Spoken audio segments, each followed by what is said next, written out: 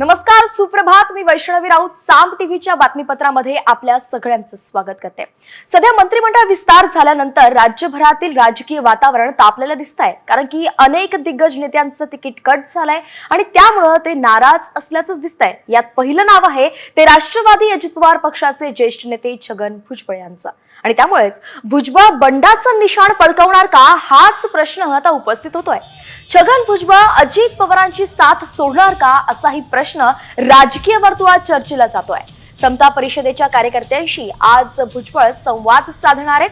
नाशिकसह 4 जिल्ह्यातल्या सर्व कार्यकर्त्यांशी ते बोलणार आहेत. आणि मंत्रिमंडळात स्थान न मिळाल्यानं भुजबळ संतप्त झाल्याचंच पाहिलं. माध्यमांशी बोलताना त्यांनी थेटपणे आपली नाराजी व्यक्त केली.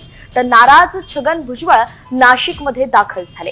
कार्यकर्त्यांशी बोलून पुढील निर्णय घेणार असल्याचं भुजबळांनी सांगितलंय. त्यामुळे भुजबळांची पुढची वाटचाल कशी असणार, हाच प्रश्न आता विचारला जातोय.